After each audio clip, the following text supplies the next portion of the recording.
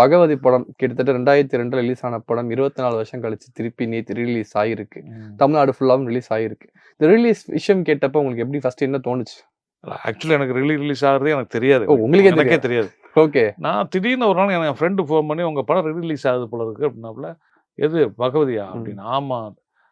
ஏன்னா இதுக்கு முன்னாடி எனக்கு தெரிஞ்ச வரைக்கும் ஒரு 3 months பிஃபோர் வந்து அப்போலாம் அந்த வருஷம் அந்த கில்லி எல்லாம் ரிலீஸ் ஆகிட்டு இருந்தது. அந்த கட்டத்தில் பகவதி வரதா ஒரு நியூஸ் வந்துகிட்டு இருந்துச்சு.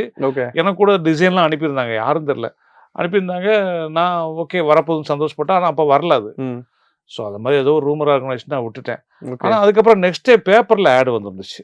பேப்பரில் ஆட் வந்தோன்னே பார்த்தா அதில் அந்த கீழே வந்து ஜெயராமன் அப்படின்னு அந்த அந்த கான்டாக்ட் அப்படின்னு போட்டுருந்துச்சு. அவருக்கு ஃபோன் பண்ணி நான் உறுதிப்படுத்தினேன், ரிலீஸ் ஆகுதான்னு. ஆமாம் சார், நாங்கள் தான் ரிலீஸ் பண்ணுறோம்.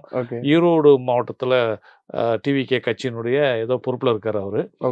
அவங்க தான் ரிலீஸ் பண்ணுறாங்களாம். நாங்கள் தான் சார் ரிலீஸ் பண்ணுறோம். நாங்கள் சரி வாழ்த்துக்கள் சொன்னேன்.